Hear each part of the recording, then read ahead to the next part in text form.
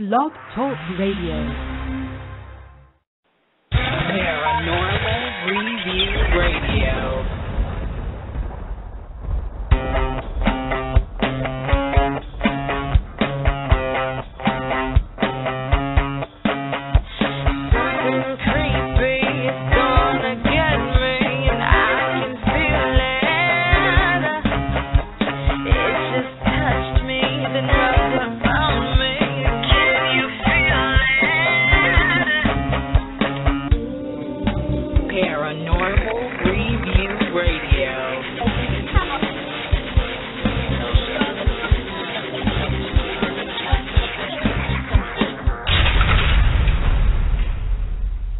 Hello, everybody. Welcome to another Friday night on Paranormal Review Radio with me, Luci Liebfried, and Anthony Agati. Anthony is a little bit delayed, but he will be calling in shortly. But just want to give you a little heads up that we actually have a really great show for you tonight. But first, let me share with you how you can participate in tonight's show. As always, our phone lines are open, so give us a call.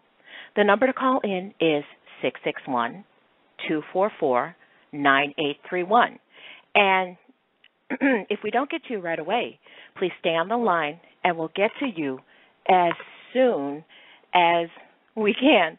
Also, our chat room is open. Please feel free to interact with us or make new friends. And lastly, there's our Facebook page, Paranormal Review Radio, and it has some great follow-up information and daily paranormal news and fun insights.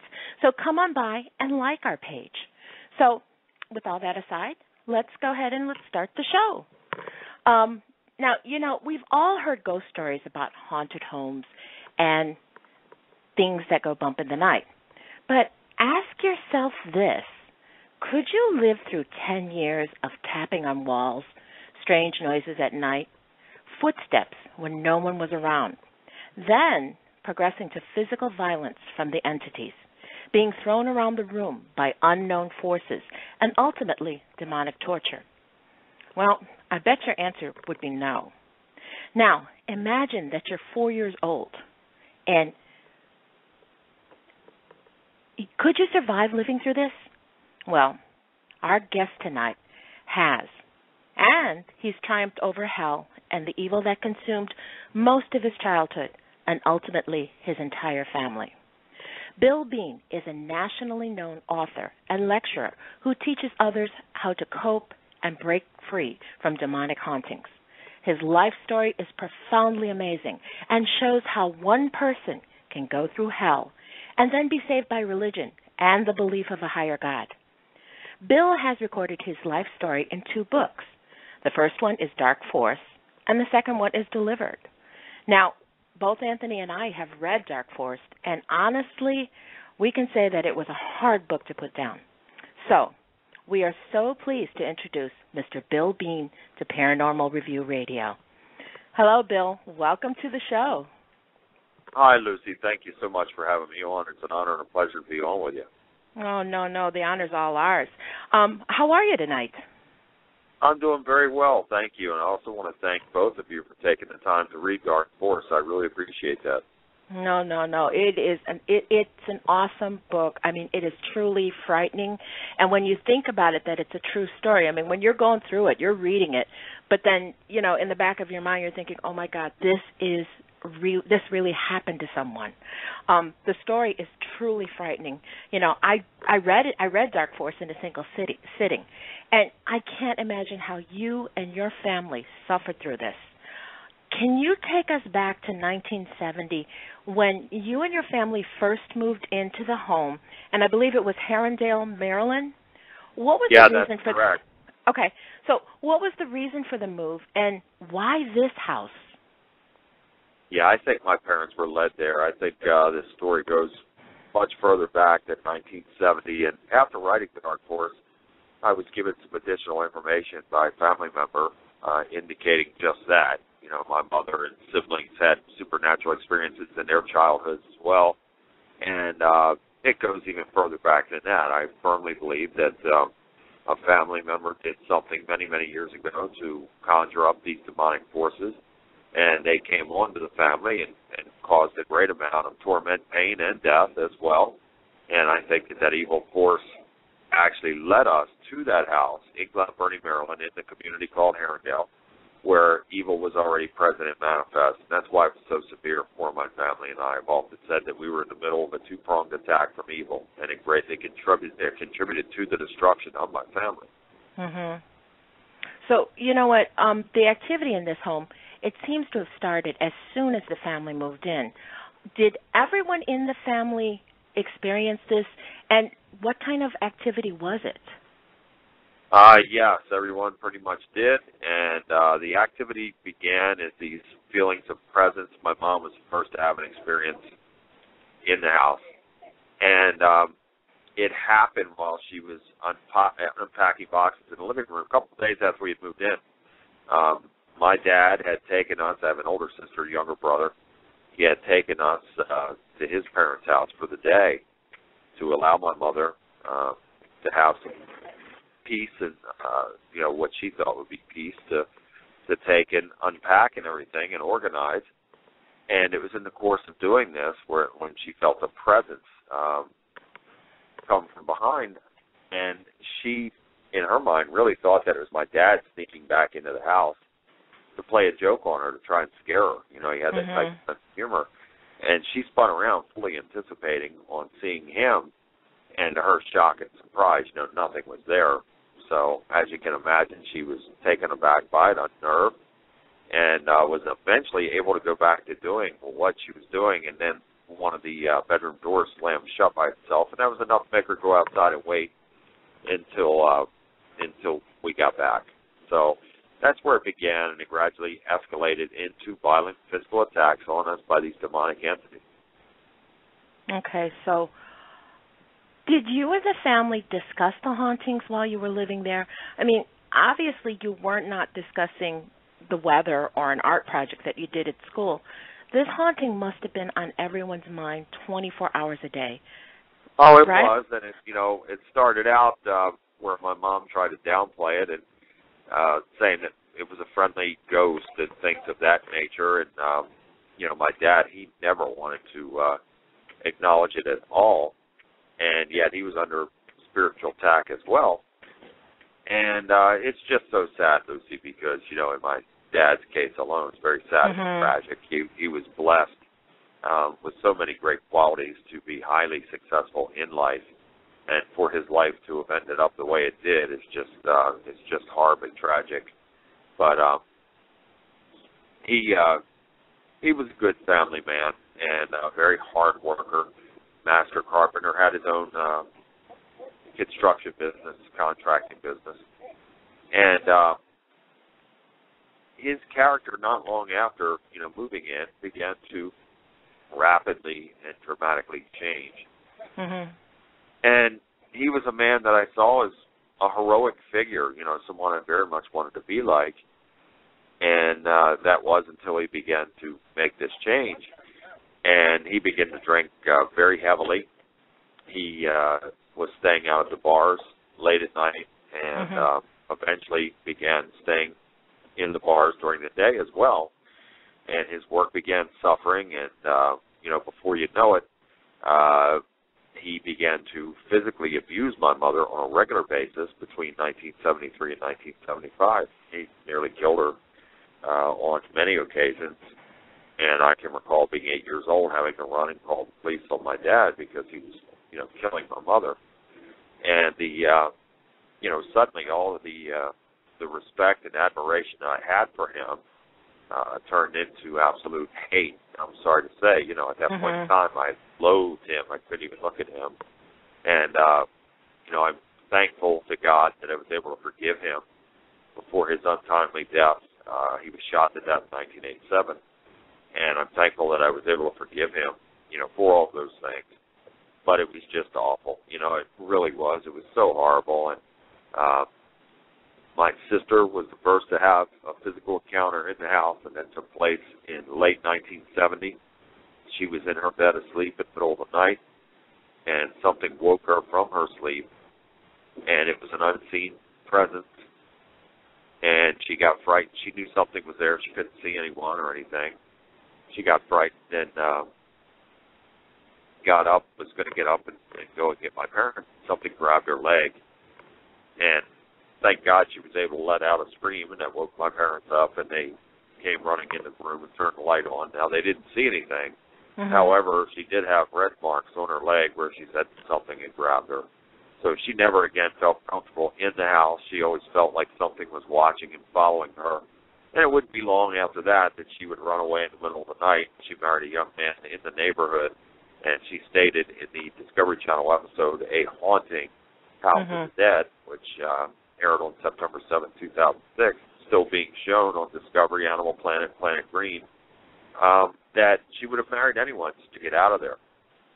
And so again, I'm thankful that she was able to get out, and she escaped a lot of the abuse that, my brother and I and our mother had endured for so long. After my dad had left us in 75, my mother came under regular physical attack from two demonic entities in particular. And it got to the point where she couldn't sleep in her bed anymore. She had to come in and sleep with my brother and I. And the way this house was laid out is it sat at the bottom of a downhill cul-de-sac. It's a very long and deep and large ravine in the back of the house. And it just had a very ominous look and feel from the very beginning. I recall being frightened at the age of 4, the first time I saw the house. And it had an equally ominous look and feel about it on the inside. The walls were dark brown paneling, almost black, so very little light came in the house. And just a very heavy atmosphere. The air was very heavy. Foul odors would often manifest out of nowhere, smelling like sulfur and other things. And faucets would turn on by themselves and saturate areas in the bathroom and the kitchen. And the TV would turn on by itself. And then back then, you didn't have a remote control. It was the button with the heavy channel selector, and something would turn that TV on. It just flipped that dial just effortlessly. And a host of many other things. The footsteps coming down the hall, and something would tap the paneling, on the walls, and then other times it sounded like someone was taking a fist and hitting the walls. And all these events took place at random. There were no set times for these events, and we were just under constant torment and on edge, constantly on edge, just waiting for the next thing to happen. Bill, as I read the book, what, all of this activity just was frightening to me, and I'm an adult. As a child, it was like, were you able to talk to anyone, like your friends or teachers in school, about the home and the activity? Oh, no. My mother was so embarrassed and ashamed by it all. She did not want us talking with anybody about it, so we kept that to ourselves until probably 1979, and it was awful. We had to keep that in, and we just lived in fear, and we just lived in torment. You know what? You briefly talked about your father, and it really does sound, what I read, it sounded like he was a hardworking man. But can you tell me a little bit more about your mother? Yeah, she was a wonderful lady. She was a homemaker, and something I failed to mention is the entire time she was being physically abused by him, she was very ill. She was suffering from high blood pressure, which led to some strokes, which ultimately led to kidney failure. And so she was very, very ill. And even with her, great lady, great mother, but there were times that each and every one of us came under demonic oppression in the house, including her. And I recall times that just describing it would give me chills and just bay again on my arms just thinking about it. She would be normal 1 second, just how we're talking now, and then all of a sudden something would just come over her, and her face would just change, and this evil thing would come over her, and boy, she would look at us, and it was just so unnerving. And then after a few seconds, she would snap out of it, and then come back to how she was. But just thinking of stuff like that, it was just absolutely awful. You know what? So, Bill, talking about that, you mentioned that your mom may have had some paranormal experiences before she got there. So, do you possibly believe that she may have had an attachment, or is it possible she might have brought that attachment into the atmosphere, or do you think that this just was the perfect place for it to make itself known and become stronger and manifest? Yeah, I think that it's possible that there was an attachment, and again, I think it was the result of a family member who conjured up these demonic forces, and it's quite possible that they did attach to her, and that's why it was so severe. But I also believe that the area is evil as well. I still to this day get messages from lots of people in that area telling me about their experiences and stories, and so I absolutely believe that it was a combination of both things that factored into this. Okay. Let's see. I think we have Anthony. Anthony, are you there? Hello? Okay, I'm waiting for Anthony to come on. You know what, Bill, as a family, okay, did the family believe in God, or were you guys religious? My family, my parents did believe in God. However, we had no religious background at all, no structure. We had never once attended church as children, and we were not baptized. Okay. Now, the activity in this home, it appears that it became worse and worse, starting with the cold, the tapping, the things being thrown, and finally with that horrible smell. Now, in what I know about possession, it really does sound like the first stages of possession. Do you feel? Oh, absolutely. And I know you said that you felt that a lot of you, may have had oppression, but do you feel that it ever went to possession? Oh, I think so. At various times, again, these demonic forces were able to enter each and every one of us and have us to do things that were way out of character. So, yeah, I absolutely believe that that there was something like that taking place at very. So, with your mother being oppressed, do you believe that that's the reason why she refused to leave the home, even after she had the chance to find refuge with Richard? Absolutely. I do firmly believe it. And, it wasn't until something drastic happened in December of 1980 before she finally snapped out of it and said, we better get out of here, or it's probably going to be one of us next.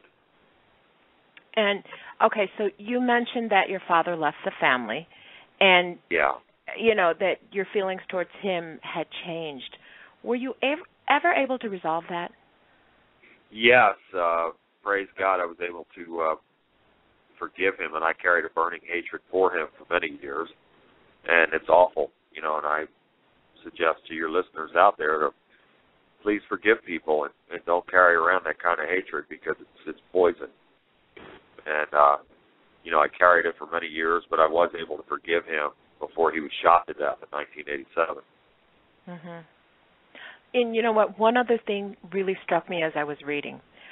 Did it ever get to the point that you and the family became so used to that activity? I mean, because it was happening so much to your daily normal life that you were living with this.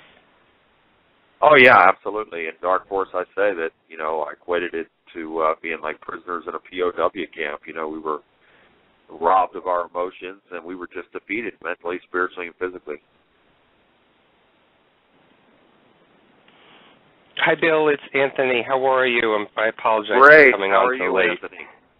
Good, Thank good. you for I just want having to me on, and Luci's been doing a fantastic job. She's a great co-host. Yes, I want to keep this. I want to keep this interview going because it's really fascinating. And I heard you mention in an interview that the home was near some sort of raven, and the Native Americans in that area felt it was sort of like a vortex or a portal to the other side. Have you ever found proof of this? Have you ever found proof? I had a friend of mine do some research on the area, and he said that there is a structure located 2 miles south in the woods, and it's called the Wishing Rock. It's like a boulder-like structure that just seemed to be placed there. And according to his historical research, Native American tribes used to gather and worship at that structure, saying it had supernatural powers. And again, if there's anything to this, then it's possible that it was a gateway or a vortex, and these demonic forces did come through, and they are still there to this day, affecting homes in the area. And I heard that I think the area that you had lived in within Maryland also, I think, housed or was sort of like a large graveyard for, I think it was the Civil War. I believe there's an Indian burial ground there as well. I think that down in that ravine, I have reason to believe that there is something like that there.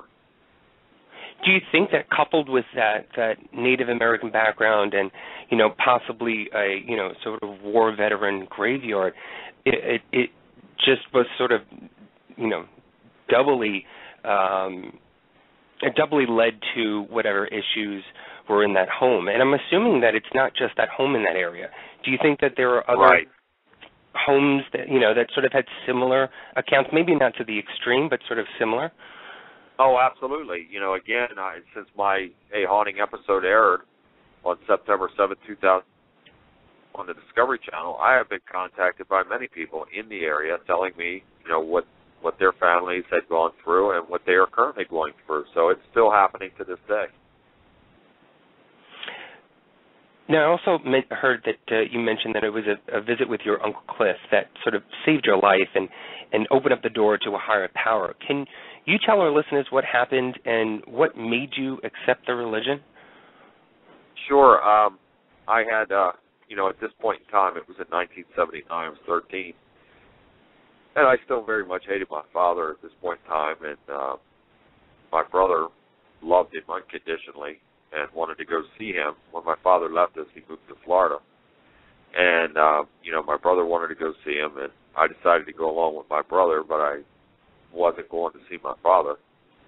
And went down there, and it turned out to be a blessing because I ended up having a very lengthy discussion with my father's brother. And he is really the one responsible for planting the seeds of hope and faith with me. And, he told me that we could take power and authority over this garbage. And he was right. We can.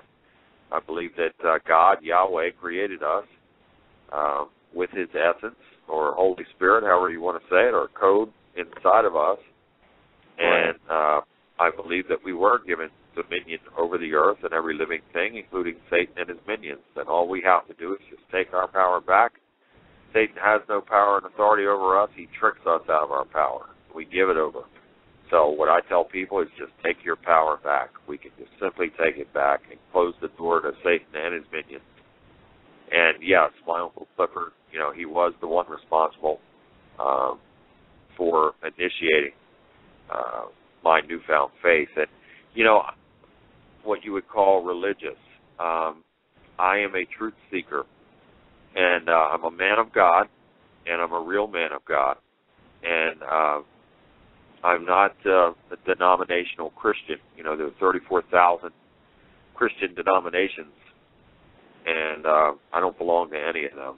I just follow God, and I'm led by him, and he is first in my life, and he's certainly worked miracles in my life, and continues to do so. Oh, that's amazing. As we sit here and talk over the air, and I'm sure you've had this question many, many times, your story, it sort of is a little bit unbelievable that, this can happen to one single person. And some folks out there may think, you know what, I'm not buying it. How do you answer the skeptics out there? Well, I'll be honest with you. I have skeptics.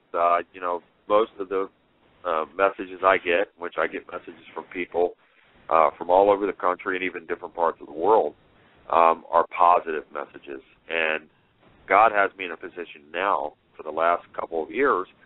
I've helped thousands of people. God's worked through me to help thousands of people, and this is part of my calling and part of my blessing. So for the most part, the messages are positive. And for anyone that would have a negative message, well, hey, look, I can't force my will on anybody. We all have the freedom of choice, and we can believe it or not believe it. But I can assure you, I'm not one man telling a story. I could produce a very long line of people who would sign sworn affidavits stating that they did have experiences in the house. Also, I have had an extensive psychological evaluation and the lie detector test and all that stuff. So, again, I take no glee in reporting the story, but it is true, I'm sorry to say, and I wouldn't wish it on anyone. Yeah, Bill, are you able to speak about your brother who passed away and the unusual circumstances around his death? Yeah, I wish I knew more about it. I really do. There were conflicting reports on it about what happened, but all I know for sure is that there was a baby in the year of 1963, 3 years before I was born, and that baby didn't live very long, and Johns Hopkins came and removed that baby's body for studies. So I don't know what happened there, and I don't think I'll ever know. And, some family members, which I don't have a whole lot of family left, and, some family members just didn't want to talk about it. So speaking of your other family, how is your sister Patty and your brother Bobby doing? They're, well, I love them dearly. They're both good and productive people, and my sister has one son, and my brother is married and has 2 daughters. And they are still affected, though. They do not totally share my faith. And, they still have some problems from time to time, especially my brother. And I try my best to help him in any way I can, but it's very, very difficult. He has a very difficult time in talking with people and sharing his feelings and things of that nature. It's just very, very closed. We all were very bitter for a long time, and we felt that we were robbed from our childhoods. And, our childhoods were robbed from us and our parents and all the other people that had passed in our family. But, through God, my life has just changed in such a great way, and I'm just abundantly blessed. But I certainly hope and pray that they're on the same path, and they eventually find final peace in the matter so they can truly move forward. I love them both dearly, and we're very close. Have they ever spoken about what happened to anyone? We didn't speak a word about it for all those years until 2005, December 2005, when the Discovery Channel contacted me about doing the show. And we were at my brother's house one Saturday, and the 3 of us sat down and began to talk about it for the first time since 1980. And they had reminded me of things that I had long forgotten about because so many things had happened. I could have very easily doubled Dark Force and delivered in thickness with event after event. But I felt like I didn't want to be redundant. I made the point, and I felt that God had called me to write the books in hopes of helping other people. So I didn't want to just pound people with event after event after event. I made the point, and again, I really appreciate both of you taking time to read Dark Force. But I've gotten so many great reviews again from people, not just around the country, but different parts of the world, who said what you said, that once they picked the book up, they couldn't put it down, and they felt like they'd become a part of the story and just locked into it. So, mentioning the Discovery Channel episode about the story, did they change anything? Is it true to form? Did they maintain the story, or do you feel that they maybe elaborated on things differently? They sure did, unfortunately, and I'm grateful to them for airing it. However, if you read Dark Force, it's different. There are things that are different. Dark Force is the true and accurate story, and the Discovery Channel depiction was not entirely accurate. So, you know, I'm sorry to say that. And again, I'm grateful to them for airing it. But for whatever reasons, they did change some things, and they cut my brother's interview out altogether, which that's what upset me the most, is it took so much for him to go and speak about this certainly to strangers, and I sat with him through a very lengthy interview process where these people asked him the same questions over and over and over again. And, you know, I felt so badly for him that they had cut his interview out. How did your brother feel about that? I mean, it did take some strength and courage to actually come out and even talk to you about it. Then now all of a sudden it sort of, he revealed it, and it was done with strangers practically, and it's, sort of cut out. I mean, how did he feel towards the end of that, and when he, I guess, finally realized that it was not going to be aired?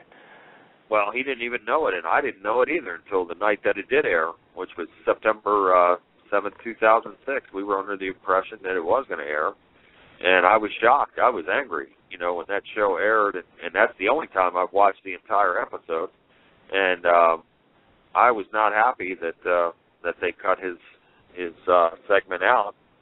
And he didn't say much, but I know it hurt him, and to go through all that and have to drudge all that up and dredge it up to strangers and who were asking the same questions over and over for a good period of time was very taxing and very difficult for him. Now, I haven't read Delivered yet. I believe this book sort of takes you further into your life growing up in the stories as an adult. Is that correct? Yes, that is correct. And in the book Delivered, this supernatural activity followed me into my adult years. And, at one point, it attempted to possess one loved one, and then it did, unfortunately, successfully possess another one. And that possession lasted for 22 days. And, again, these are events and experiences that I wouldn't wish on anyone. However, I felt that it was necessary to list these things and speaking the truth and sharing the truth with people, and it just in hopes of helping someone. And it's been just that. Both books have been a blessing to many people, and I have to give God the credit and the praise for it. That sort of leads into my next question. With all of the books, with both books and your lectures, what do you basically hope and sort of wish happens to people who listen to you, who read your books, who hear about your story? What's sort of the one thing that you wish will happen, or that you hope will happen, either to yourself or to anyone else out there who's either listening right now or have been at your lectures or have read your book? What's sort of the one thing that you hope people will gain or take away from your story? Yeah, well, I've been, so blessed and in being delivered from all this garbage that, every day is a blessing for me. And I truly can never thank God and praise Him enough for what He's done, for what He continues to do, and what He's going to do. And so I think the main thing for me, it's all about helping people. I love people, and I want everybody to be as I am now. And so that's what drives me, is just to try and be a good and decent and humble servant for God, to do my best and try to be my best each and every day, and that includes helping people. And there are times that I'm tired, but if somebody contacts me for help, well, I'm right there to help them. I never get to bed before 4 a.m. every morning because there's always a list of people who are emailing me. Sometimes I get calls from people in the middle of the night that want to commit suicide and things like that. So it's a very, very large undertaking, but it is a blessing, and I'm happy that God has me in a position to make a positive difference in people's lives. Have you found the peace and the light that you've been searching for now?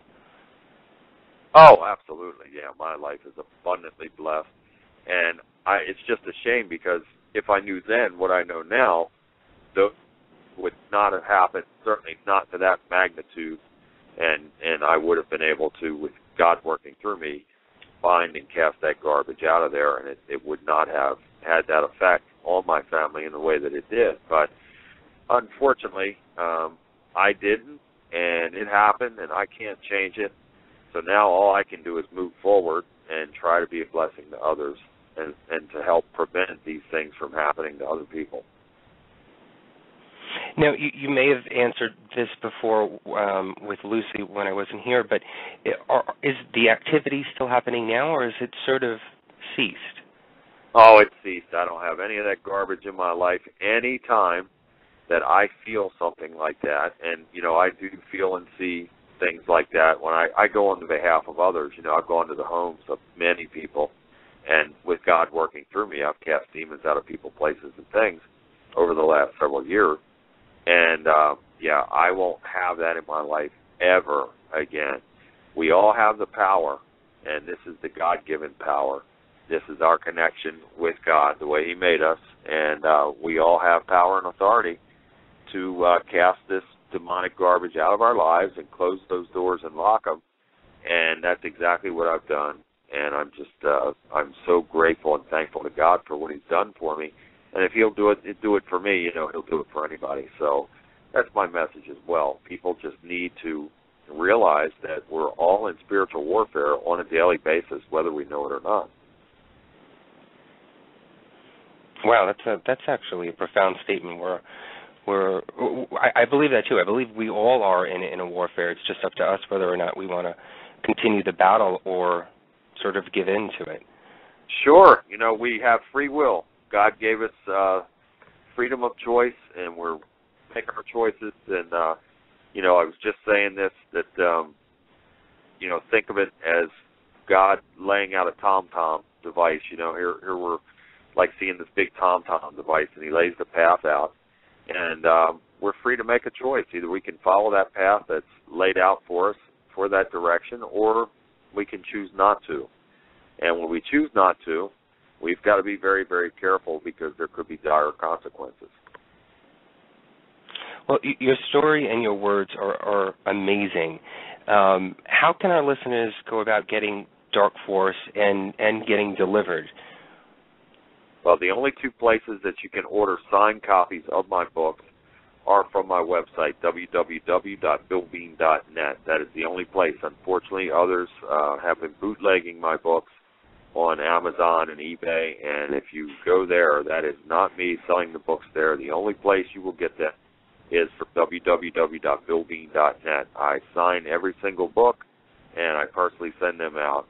And I want to thank everybody out there for your kindness and support and for purchasing copies of my books. It means a great deal to me, and I truly appreciate it.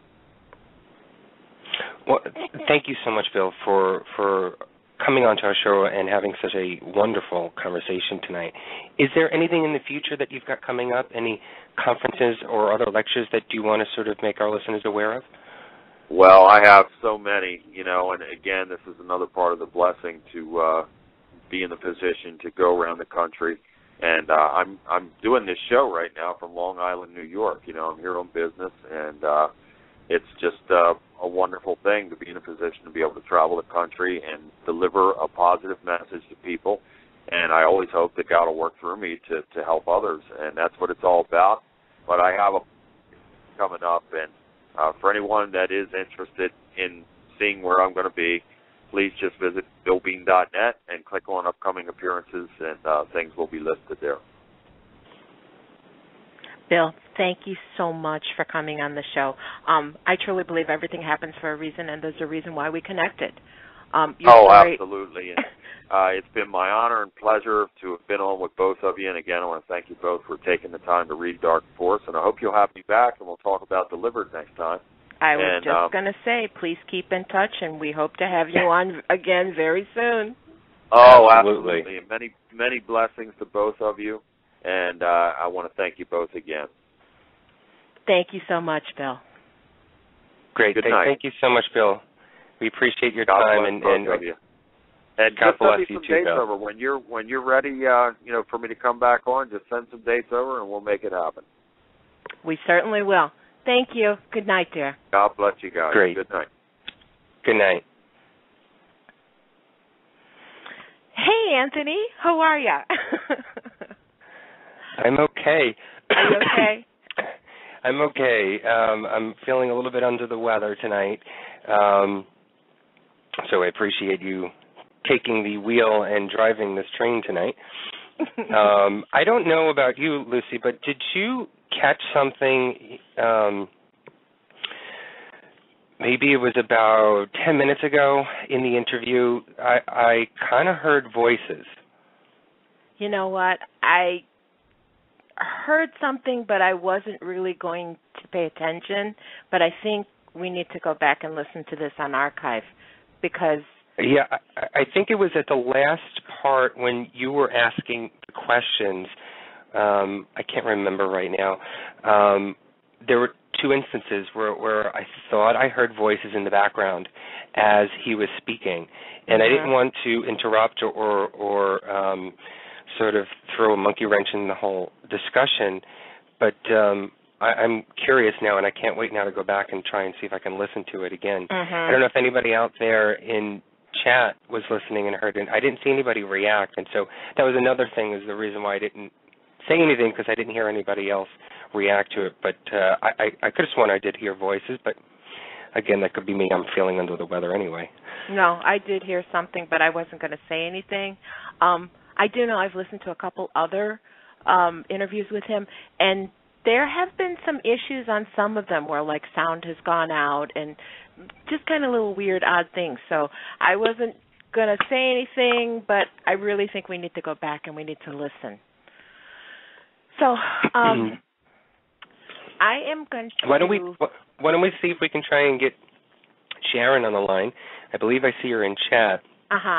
So let's see if we can get her on the line. Okay. Give me a second, and I'll be right back. Okay. So let me introduce Sharon, I guess, for those of you who may not be aware of Sharon Coyle.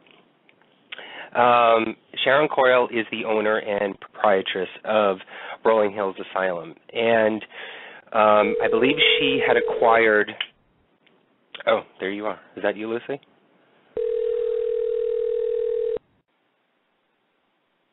You're calling now, Luci, right? Oh.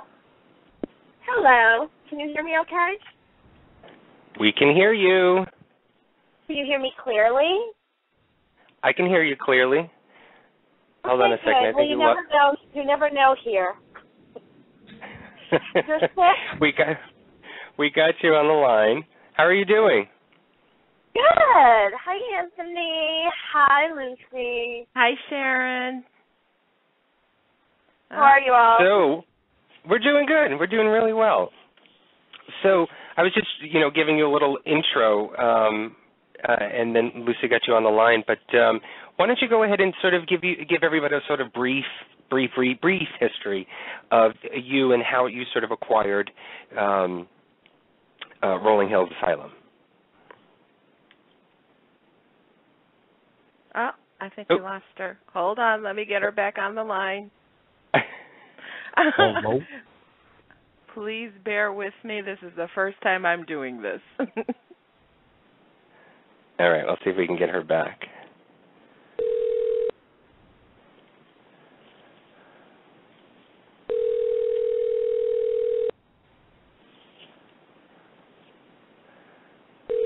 Pick up, Sharon.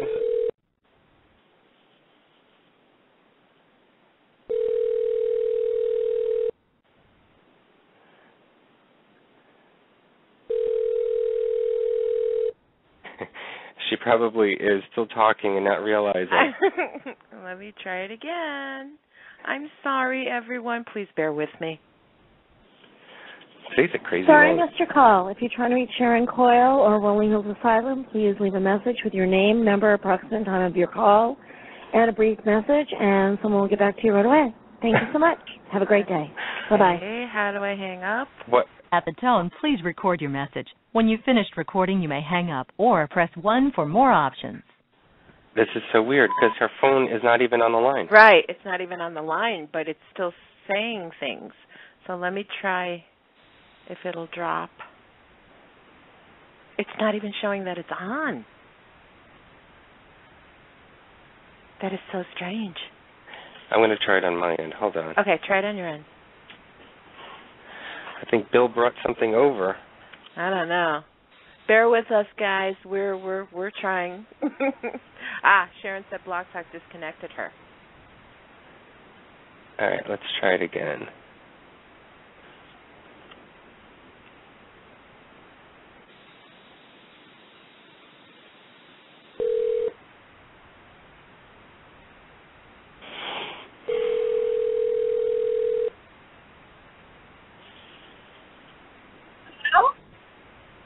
Hi.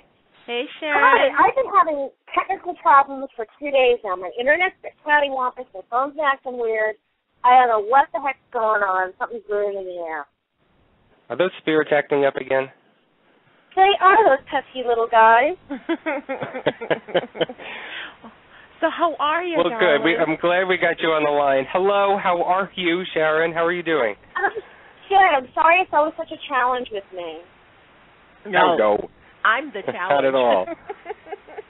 And I was so clear. I was in the queue, and I could hear my recording coming on, my voicemail, and you guys couldn't hear me, but I can hear you. I'm like, I'm here, but you guys can't hear me.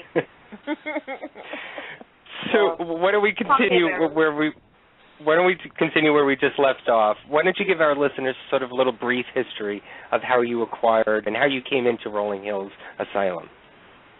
Oh, gosh. I came here in 2008 on a Darkness radio event and had 3 amazing nights here and went back to California to my own team and just looked at the evidence and everything, but never thought anything else. Like, I never thought I'd come back to Western New York. No offense to Western New York. Well, maybe a little bit, but no offense to Western New York. But I never thought I'd come back here for any reason. I thought, it's a cool location and there's so many other places to go. And then in 2009, I got a call saying that the place was closing down. And it just hit me in a really strong way. That so strong. I actually started crying. But I mean, it was like, oh my God, this place is going to close. It's one of the few poor farms that are still standing in pretty decent condition, and the activity level was so astronomical here. And I didn't want the spirits to be left alone. I didn't want this place to go down in disarray. And one thing led to another, and 3 years. This is my 3rd month here. So. Did I lose you? No, Sharon? Yeah, can you hear have reached the maximum time permitted for recording your message. I don't know why. Satisfied with the message, press 1. To listen to your message, press 2. To erase and re-record, press 3. To continue recording where you left off, press 4. Sharon, you will not believe this. Your phone, that number is not even on the board. If you're satisfied with the message, press 1. To listen to your message, press 2. To erase and re-record, press 3. To continue recording where you left off, press 4. That's the original line that we were on, and I have no idea. The line is not even here for us to even hang up on or get rid of. If you're satisfied with the message, press 1. To listen to your message, press 2. To erase and re-record, press 3. To continue recording where you left off, press 4. Oh, my God, I hope this hangs up. Welcome to my world. Well, you can't say it's boring. Sorry you're having trouble. Your message no. Please try again. Goodbye. Boring would be good. Okay, it said goodbye, so it's gone. Okay. Okay, it dropped. It said That's the call hilarious. dropped. Oh, my God. Okay. You're going to have one lengthy voicemail now. I'm going to have to listen to myself all over again. Oh, that's great. Yeah. Oh, you know what, Sharon? Speaking of weird things happening, and that's a prime example of it, have you found any new spirit activity at Rolling Hills right now? There's a lot of different things that are happening. Jack up in the second floor solarium, he is becoming more and more active. About a month or two ago, he actually opened the doors and closed them in front of a quarantine team and myself when I asked him to. And I asked him to do it all the time. And, did you just hear a weird voice? That was me. I said, how awesome. Oh, I'm sorry. I thought I heard something else. No, I heard something else. Like, get really? out. That's what I thought, too. I'm sorry. No, I'm sorry. I'm telling you, this is a weird night. Okay. It certainly I'm sorry. is. We should start over. We should start over. But anyways, Jack's door, he opened it and closed it the other a couple nights ago, again, when I asked him to. And then he's been leaving the solarium, opening up the doors and going down to the first floor and closing those doors. So if it was the wind, they'd both be pushed open on both floors because they're both on the same side of the building and below each other. But no, one's opening and then the others are closing. So that's kind of cool. That's awesome. It's very awesome. And then, of course, the bad activities is happening upstairs in room number 15. I don't know what that's all about. Yeah, that's still going. I don't know what's happening. I had a group in there a couple weeks ago, and we put a Frank's box in there, and we had some flashlights, and we actually had some really positive stuff happening. But there was so much activity. I mean, the K2s were going off, the millimeters were going off. Emma came through. She wanted me to play music for her. And when I finally found a song to put on, she goes, "Okay, I'll be nice now." There's a bell. In that room up there, is it just the door slamming, or is it like the desk moving now? Or because I know when we were there, we got the door. It opened and closed twice. Was it, Anthony? It was. I think it was 3 times. 3 times, yeah. Yeah, in their video, yeah. Well, I was keeping the door closed because it was upsetting Emma. And then I wedged open her door so he couldn't close, or whoever it is, couldn't close her door anymore.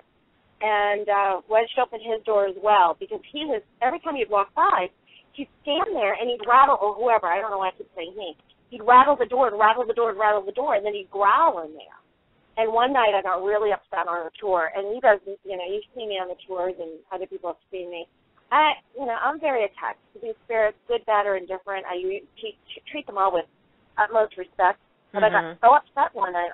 We were in Emma's room on the tour, and he was just making so much commotion and making all this horrible noise. And I went to open the door and just say, "Cut crap," and something came over me, and the door, like I flung it with such force, and I scared myself, and it bounced off the wall. And I wanted to just say, "Cut the crap," and I went, "Blah!" and I yelled at whoever was in there really badly, and then I felt terrible. I started crying almost. I really felt bad.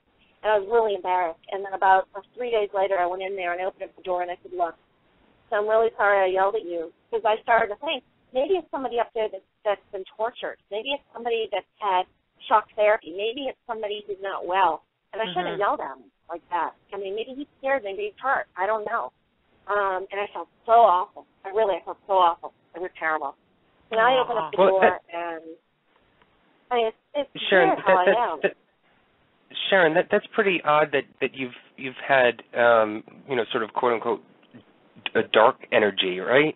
I mean, normally it's sort of, for the most part, the spirit activity is pretty decent. Nothing, sort of on the evil side. Am I wrong in saying that?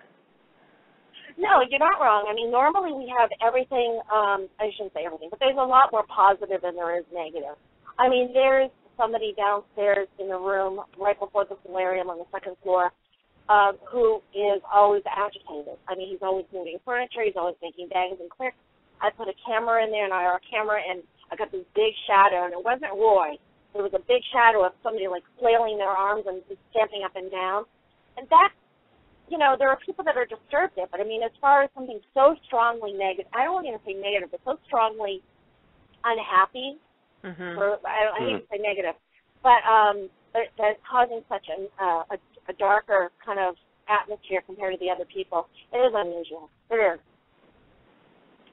Is he the only one that seems to be agitated now? I mean, are you seeing more that are being upset? Like, how's Roy? I mean, is he okay? Roy's okay. He's so sweet. And there's somebody there's been somebody for a long time that's hanging out in the green room, the meeting room that everyone hangs out in. And I'll have the millimeter sitting on the counter while everyone's investigating. I'm like reading my iPad or whatever. Whoever is there leans on that millimeter, changes it all the way, all the blue lights on, sends the EMF up to sometimes 13, 14, 15.0 on the EMF while sitting on a display case. And they just want my attention. I'll put out a recorder, and half the time they won't talk to me, or I'll just get a couple little words or my name or hi. But there's somebody in there. I mean, it's not a negative thing. He just wants, whoever it is wants attention. But that's been really active. And then the new museum room has been really active, but I found out why. That used to be the day room for the hospital. And I just found that out. I'm telling you, and Lucy and I have said this many, many times on, every now and then on our shows, Sharon, I don't know if you catch this, but, we talk to people who talk about spirit activity and haunted locations, and Lucy and I constantly say this, and when we interviewed Mark and Debbie Constantino, they actually said it as well, and they agreed with us that Rolling Hills Asylum is sort of like the number one haunted location to go to never be disappointed in activity. There is constantly always something going on, and I know, and I've heard so many other people, and again, Mark and Debbie Constantino had said this, that when you leave that place, you leave with evidence. Either it be EVPs, pictures, experiences, personal accounts that you've had when you're in Rolling Hills Asylum. There is never, it seems as though that there's never a down time. It is always active. And I kind of maybe contribute that to, first, I think it's the owner of the location. I think because if you are keeping up the actual location itself in very good condition and you are good to the spirits and the activity that's going on there, I think they will continue and stay there. And then I think that also, too, that there's just so many spirits that have lived there when it was an asylum, when it was a poor farm, that there's just so many people, quote-unquote people, still there that want to be heard. And I don't know if you feel that same way of what I just expressed, but I really do think that Rolling Hills Asylum, to me, and I think Lucy can say this as well, that it is sort of like the number one haunted location to go to. I certainly do. And I do too. Obviously, I bought the place, but I mean, I'm not saying it just because I bought it. It's funny because I've gone to many, many, many places before I owned Rolling Hills, and then recently I've popped out here and there to a couple little places when I have a chance, and I don't mean to be mean, and this sounds like I'm really being mean, but it's like, yawning, a little bored. And I know I'm spoiled. It's a terrible thing to say, and it sounds so selfish or self-centered or whatever you want to call it, but I really am spoiled there because I can go in there day or night. I'm already doing things, putzing around the building, and I'll start talking, and I'll hear noises or bangs of the doors or the footsteps or the voices will be having. I mean, black daylight all the time, and I'm so damn spoiled. It's pathetic, and it's amazing. And I wish more people would take advantage of coming here. And it's not because I want to sell more tickets. I really wish if investors really want to catch activity, you got to come here because you're not going to lose out. I mean, you're not. It is true, and I have nothing to gain by promoting your place, but it really is. I've been there several times, never been disappointed, and I've heard so many stories of other investigators and other groups that have gone there that come back with these amazing pictures. I mean, let's just take, for instance, Sharon, you and I were sort of on a back-and-forth conversation on Facebook, I think it was a couple of weeks ago, about recent evidence of a picture, the painting in the hallway. Can you share with our listeners what that whole thing was about? Sure. I was doing a daytime walkthrough with some people that might be helping me out on our zombie walk that we're going to do in September. And the lead guy was just videotaping the building just as we were going through. And it was broad daylight. And we're on the first floor east wing, and there are a couple of big flatboard paintings. They're very crude, kind of primitive, almost like children did them. Primary colors, bright dark greens and blues, and one of them in particular has like a farm scene with like a sleigh and a horse in it. And he was watching my videotaping, and he sent me a clip of the video, or he posted on YouTube, I guess. And I started going through it, and something caught my eye, and I backed it up. And I went frame by frame, and I took a screenshot of it. And in this picture, which is primary colors, it's flat board. It's like a flat canvas with no glass on it, and it was an image of a man, and with like a side-parted hair. You could see his eyes very clearly, his mouth, his nose, everything. And then there was another little face on the side, and it was just so strong an image. And it went back and forth. People are saying it's glare, it's this, it's that, it's reflection. And I understand that, and, people can debate it all they want, but I've walked in there a million times and taken pictures. I never got anything like it. So I don't know. when I saw that picture, when you posted it on your Facebook page, it really struck me. I mean, I have seen many pictures, and Luci, you can attest to. We make a joke about the picture that we call the panda picture. Yes, we do. There's some folks. You know, and I've seen.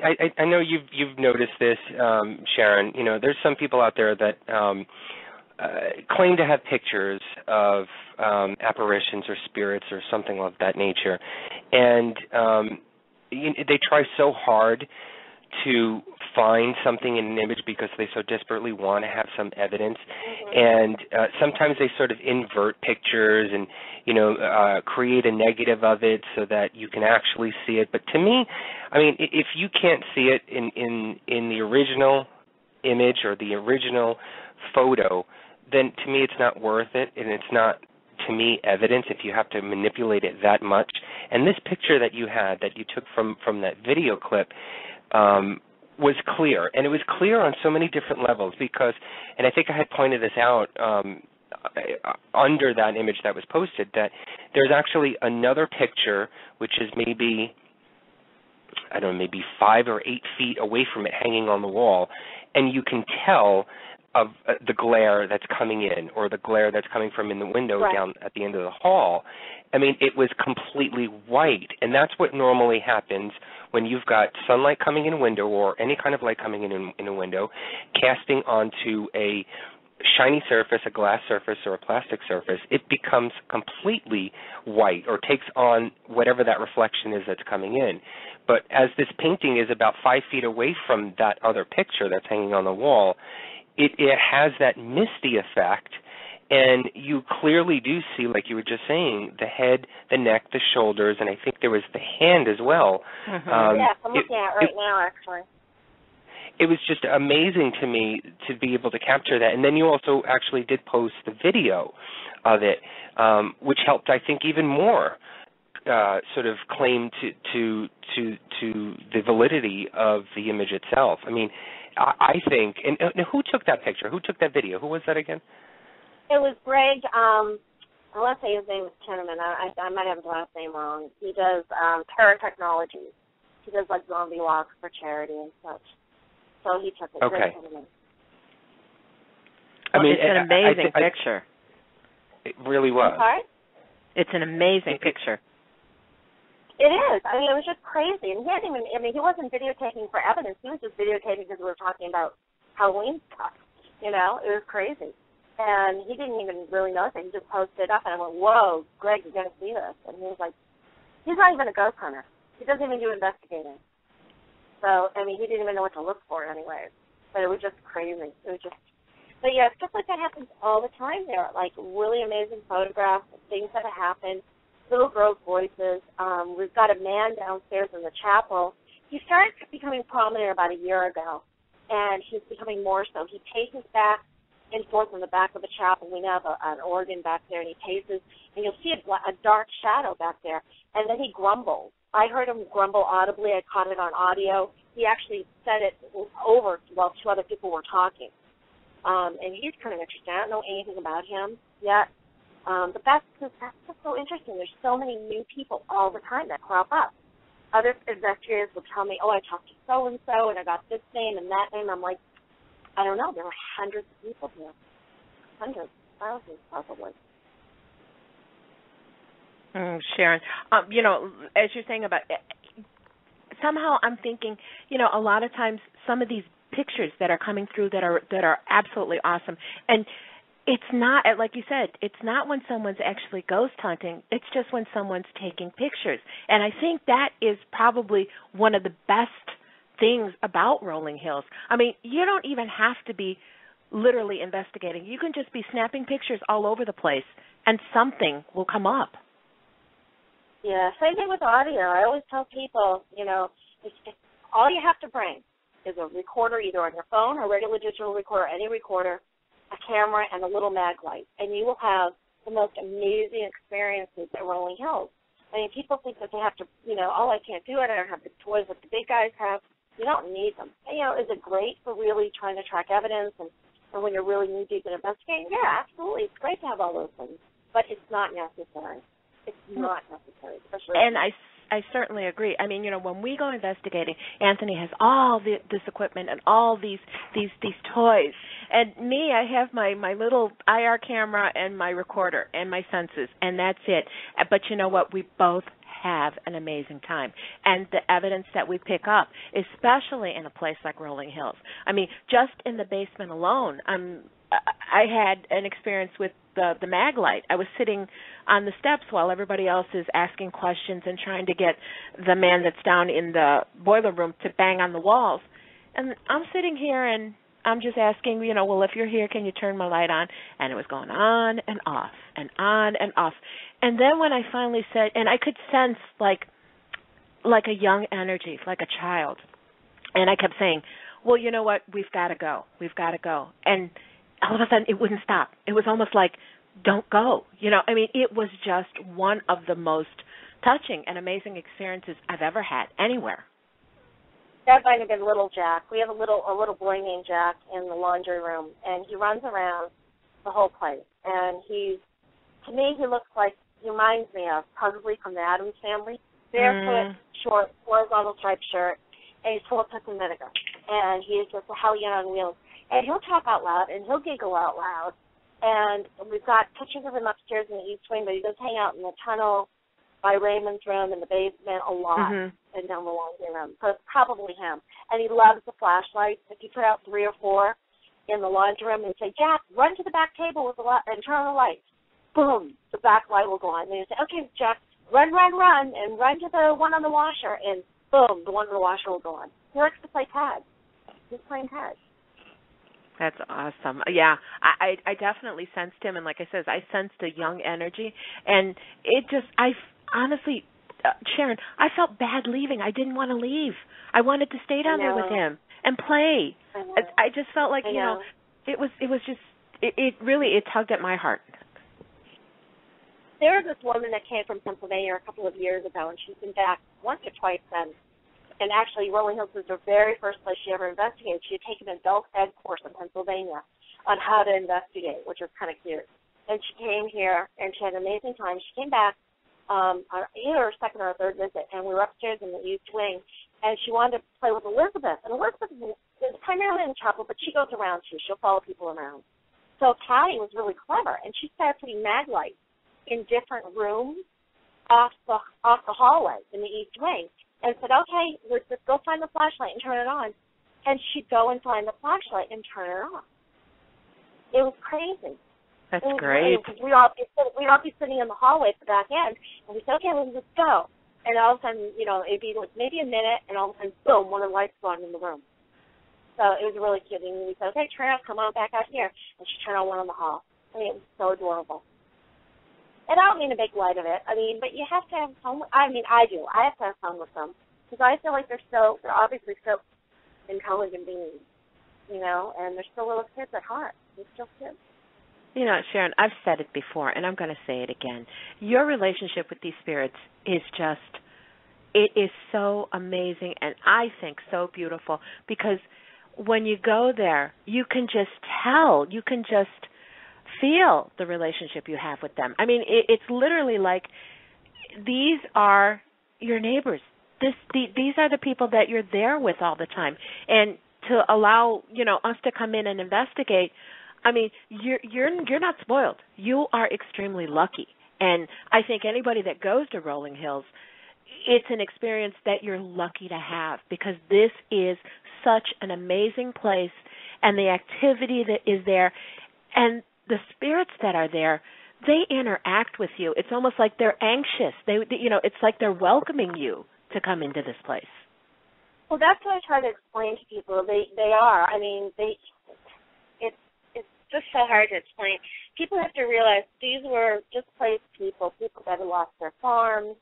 They might have been widows or orphans or, outcasts from society or sick or whatever the case may be. And a lot of people were just forgotten about, and they made their own community here, but they didn't have any of their family or own friends that they used to have out in society come and visit them anymore for whatever reason. And so they do enjoy and they do love the company. And I always tell people, people want to provoke you, get a couple of the people come in and they just have a chip on their shoulder and they want to do all the nasties and all the real hard, I'm going to beat them up and make them talk to me, and I'm going to be da-da-da, and just being really antagonistic. And I'm like, dude, really, you can't do that, and you shouldn't do that, especially here, because they're just going to get fed up and you're not going to have anything happen to you or anything happen to your group because you're being a jerk. I'm sorry.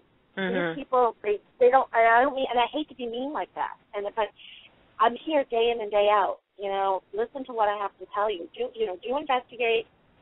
Just don't be nasty to them. You don't need to be nasty to them. And that's what gets me upset when I get some people that it's just a handful, a handful of people that want to be nasty. Well, I think that's true not only with Rolling Hills. I think that's true anywhere. Oh, I agree. And I don't think I always, whether it was a prison or wherever I went, I used to always go in place and say, look, I'm not here to judge you. It doesn't matter what you've done when you were alive. You've already been through judge and jury, whatever the case may be. I'm just here to understand why it is and how it is that we can hear and see you, and maybe you can hear and see us. And that's all I care about. That's all I care about is how we can communicate. And I always have the best results. No, Sharon, you not only are you the owner of Rolling Hills Asylum, but you, like you were just mentioning, you've also investigated other locations.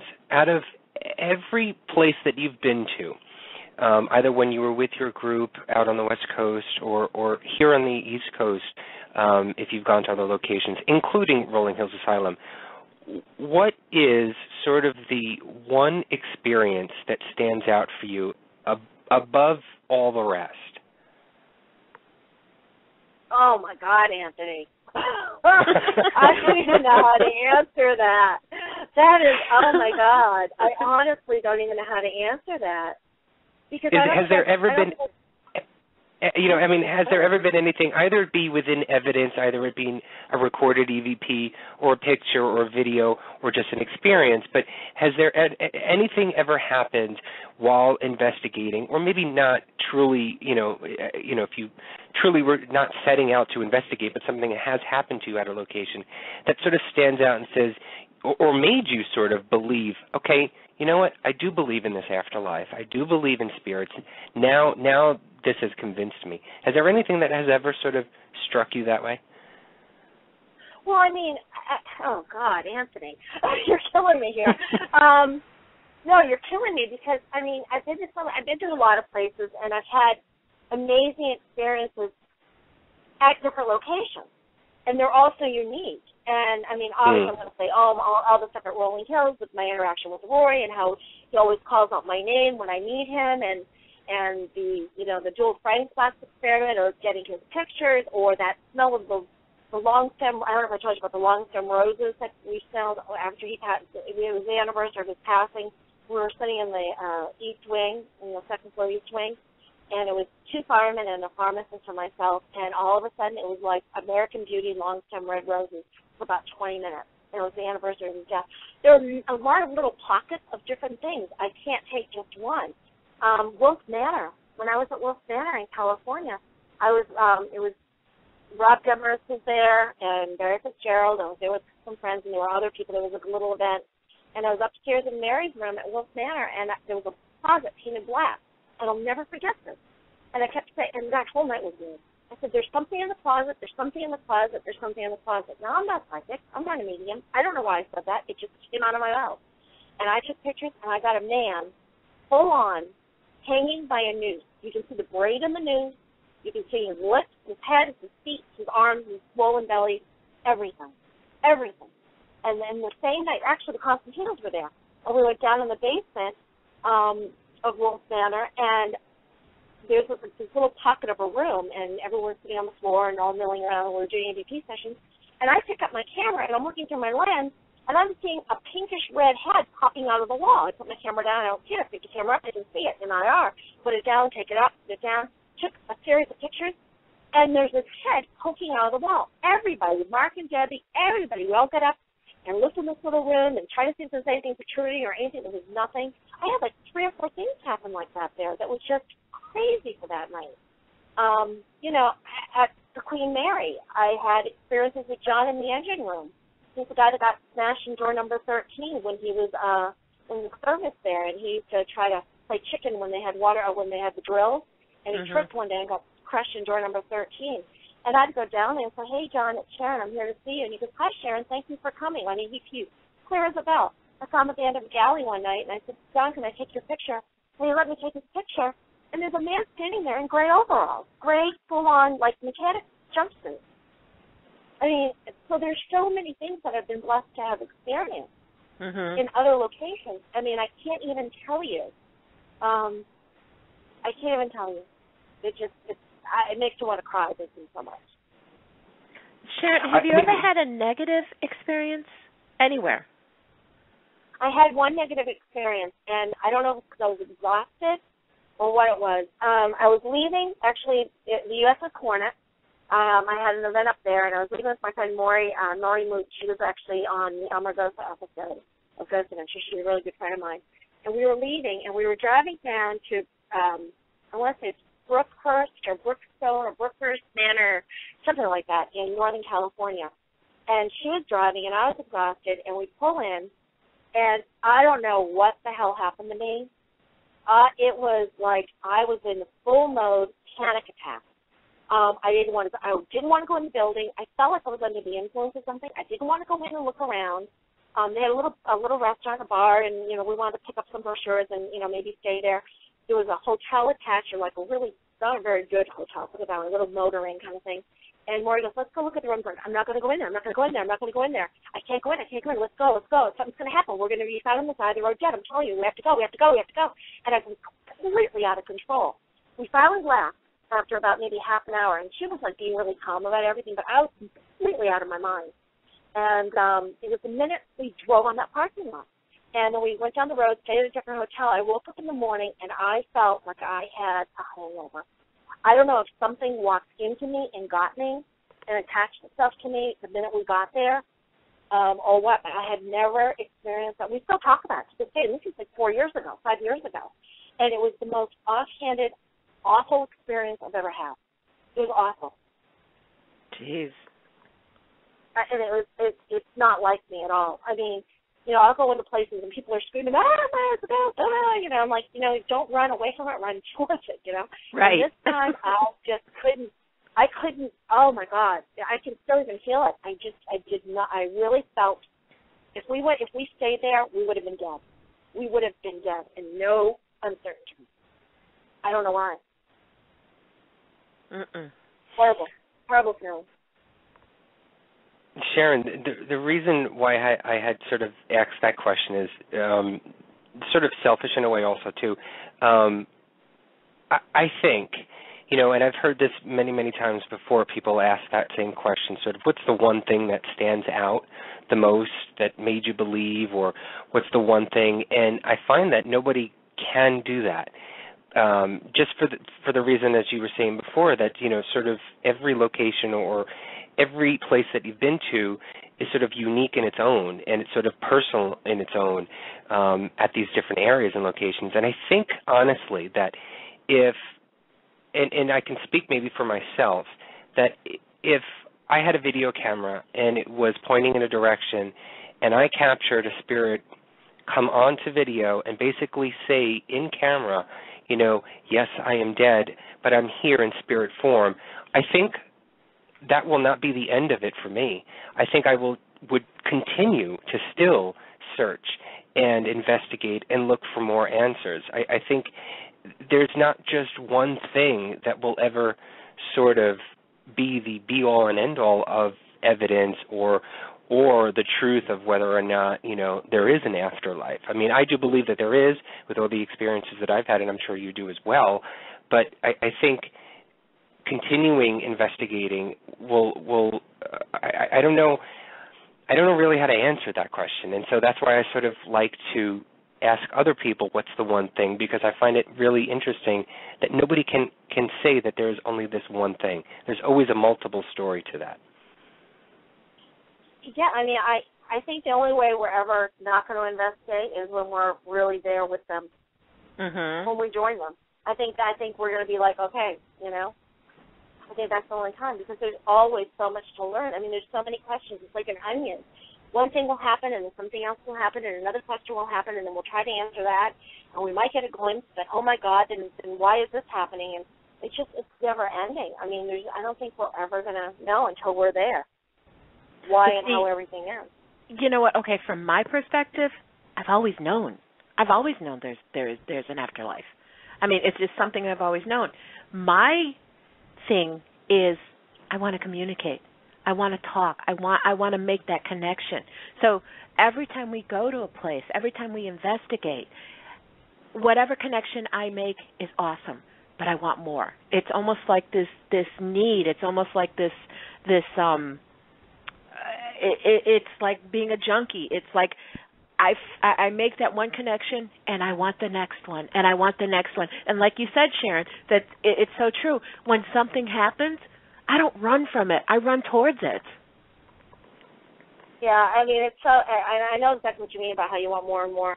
I get very frustrated sometimes in the building, and it's me and my relationship with them, because they obviously let themselves be known to me. They're getting my attention through different instruments sometimes when I'm just sitting there not paying attention and I'm reading or whatever, when there's a hunt going on and I'm just letting people do their thing. And they'll try to get my attention, and they want me to interact with them, and I get frustrated because if they have so much energy to spike the millimeter at some astronomical EMF level, or turn on the light, or knock something over, or slam a door, or whatever, and you leave me in EVP, have a flipping conversation with me. Manifest. Do something. I want to see you. I want to see your little face, Do something. I get so frustrated because I know that they're powerful. I know that they're strong. I know that they're there. I know that they're intelligent. I know that they communicate with me and they understand. And I'm like you. I want to talk like I'm talking to you guys. Mm-hmm. I want to have a regular conversation. You should hear me all the time. I'm by myself in there, people are behind me. I'm like, and they're pinging on the millimeter, and I'm like, come on, just come sit down with me right here. Come sit right here, and let's try this. And I get so frustrated. It's so frustrating for me. It's so frustrating.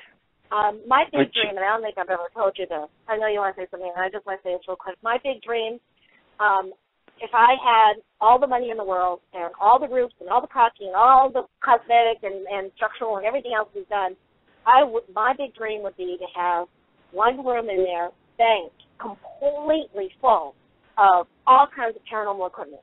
The DVD monitors, the whole place wired up, cameras, everything you could ever think of. The teams would come in and then just completely saturate the investigation. That would be my dream. That is my dream, to have a real paranormal hotspot investigative location. That would be my dream. That's an awesome dream. That's what I've always wanted. Always wanted here. Always.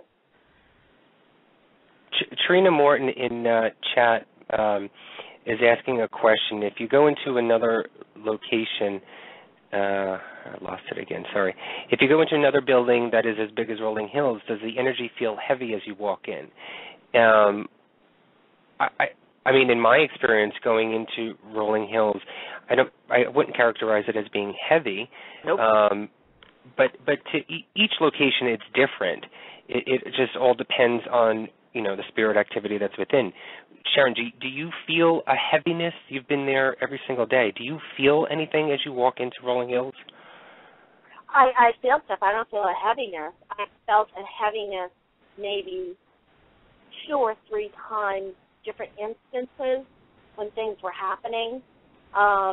Once we tracked it, and it was actually, it was a friend of mine was here from Massachusetts. She has her own team, and she's part of another bigger team as well. And she comes 4 times a year to hang out with me and stuff. And there were 2 times when she was here, it was like neither one of us wanted to stay in the building. And for me not to want to stay in my own building, that's heavy. Yeah.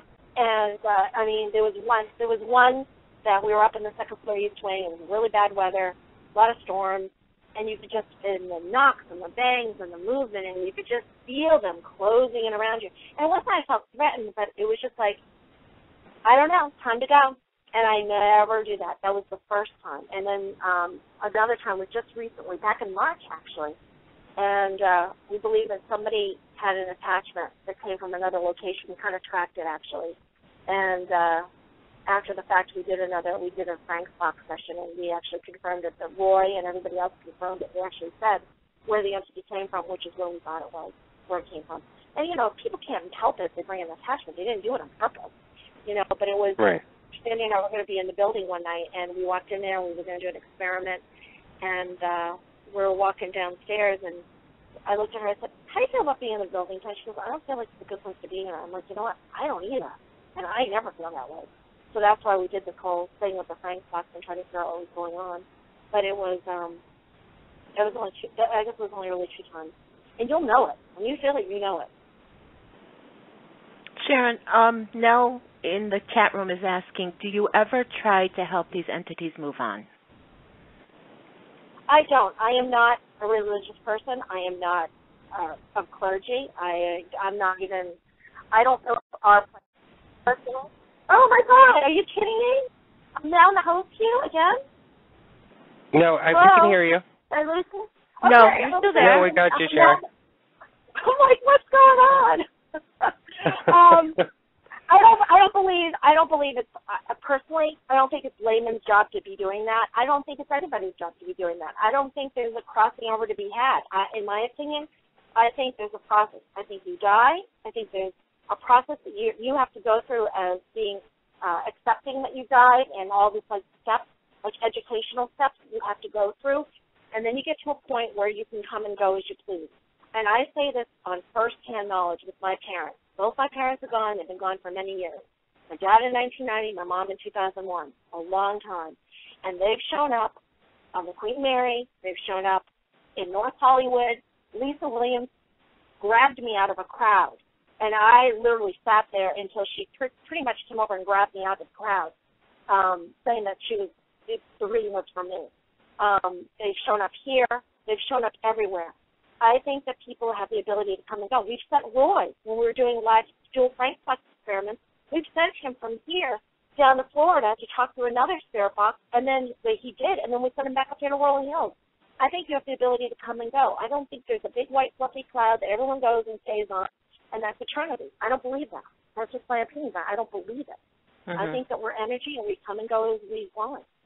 And there's another whole dimension there. We just don't know what it is. Right. We don't. Right. I mean, who's to say what it is like? And that's actually part of the part of investigating. I mean, to find out what it's like. That's part of my drive to communicate and to actually see what it's like. What do you see? What do you hear? How is it you can hear me and see me, but I can't hear you and see you? I want to talk to you. So, I don't think any of us will truly know. But I think by us investigating and the experiences that we gather and everything like that, I mean, maybe someday we will know, aside from being there themselves. But whatever we can grab now and share with somebody else, I just think it's this big, giant, wonderful thing. And again, like I said, everything happens for a reason. There's a reason why we can communicate. There's a reason why we can come in contact with these people. It's interesting. I've been talking to Gary Delka off and on for a while now, and since his airing of this episode with Ghost Adventures, he's had a lot of recordings of different things, and he was saying that he is getting some answers from Nell, his daughter, who passed away. He'll ask her certain questions about what things are like, and he's starting to get some information, and she's being very forthcoming with giving some information, which is the first time I've heard of that. In all honesty, I find that when I ask questions personally, and I know other people too, that they'll give you only so much, and then they won't. It's almost like they're not allowed to tell you some things. Like you've got to learn it on your own once you get there, or wherever there is. But that's another whole level of the communication frustration thing. That I've asked him a lot of different questions that are more serious and pertinent to furthering the field, and they stonewall up, man. They just don't give. They're great about making funny comments and about giving names or answering questions on certain levels. When it comes to really what's going on where they are, they don't all just so close-lipped. One of the aspects of parallel investigating to me, one of the aspects that sort of interested me or attracted me to parallel investigating is the history portion of this whole field. I mean, I love going to locations, big or small, and forcing myself to learn the history of the place, the people, the town, the city and the state even. I've always been a history buff, and I love that aspect of this. And, so going to locations and learning about what had happened 100, 200 years or even 10 years ago to the people and the actual place itself, how was it established, who lived there, how did they live, and how they died. I love that. And so I know recently, or not too long ago, you sort of uncovered a few things history-related to the place.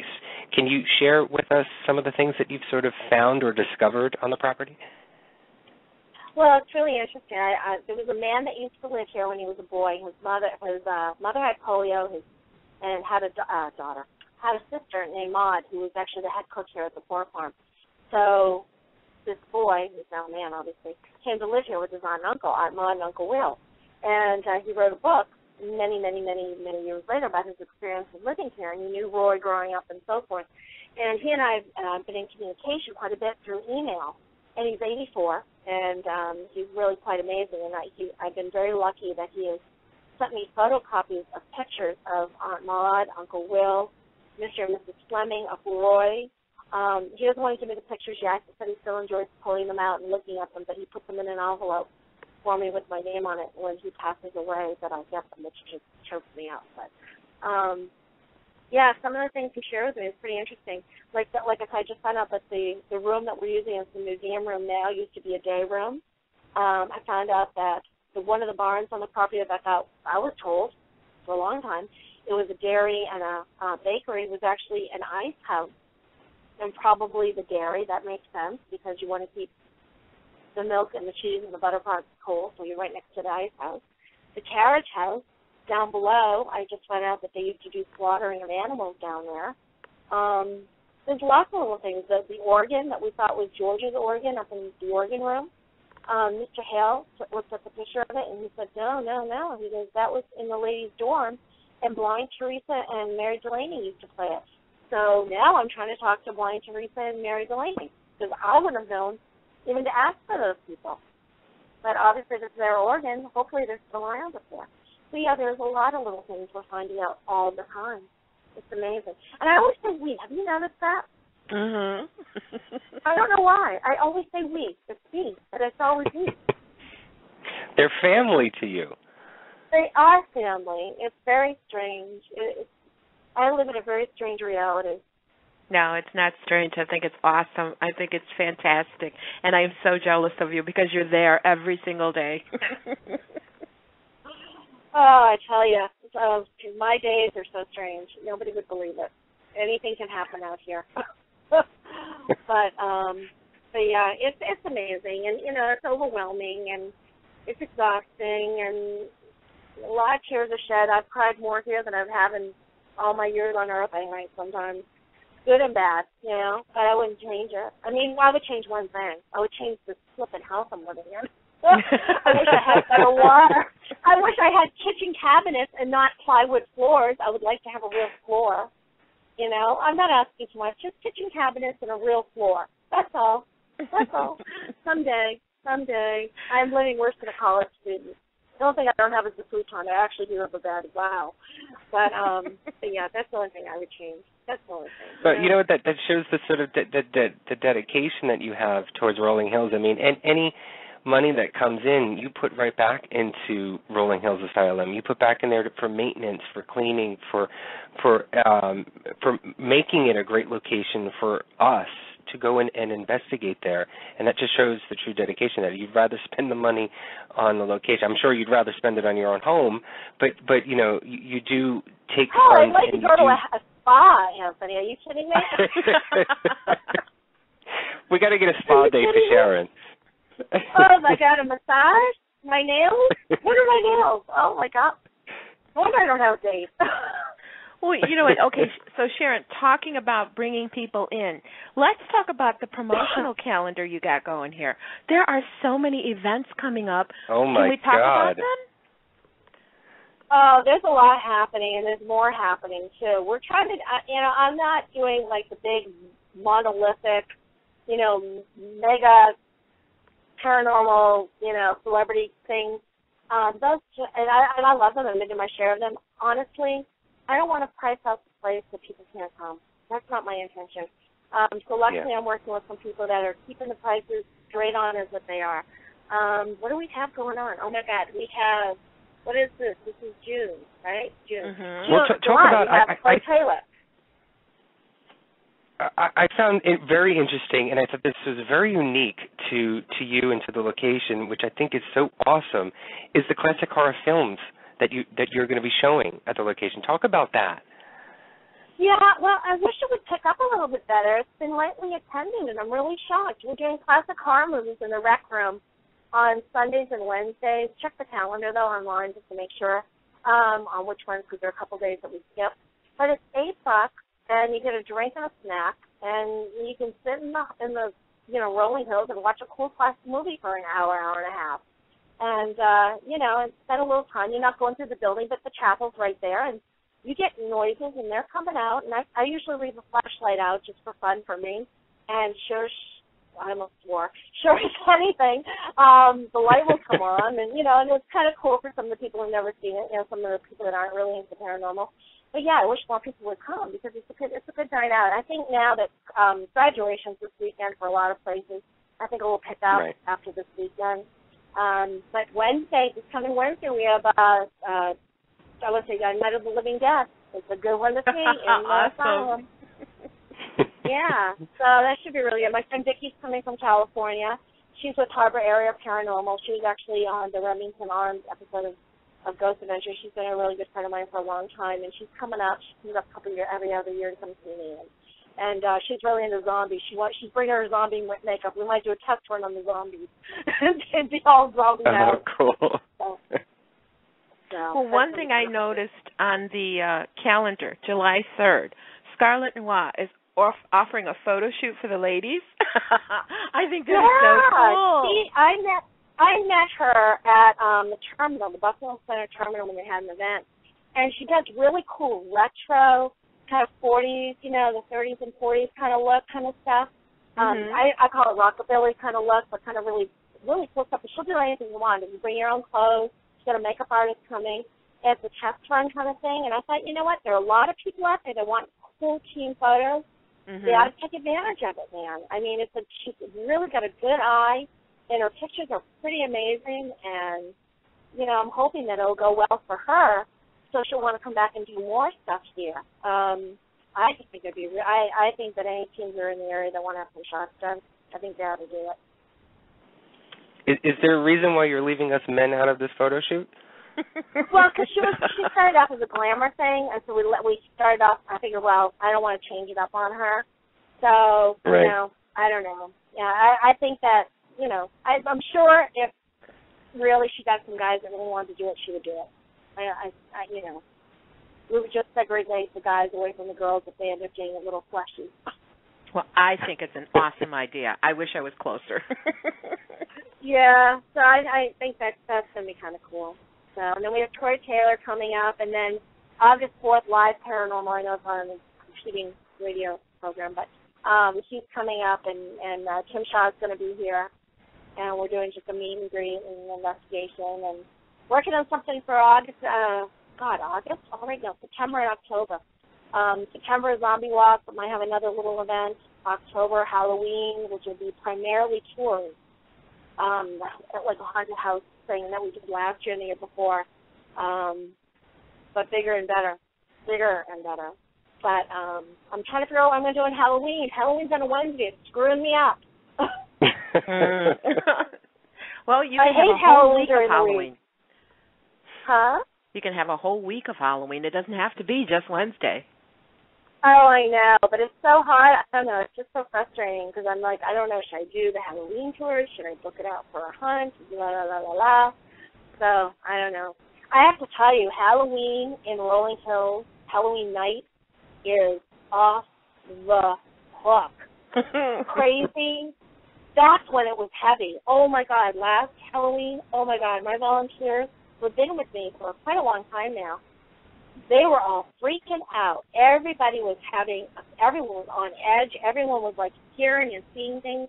My friend who's a pharmacist, she was in the morgue with her friend who's a pharmacist. She was playing the mortician, and her friend was like a dead corpse on the embalming table. And Amy, the pharmacist, she was like, oh, my God.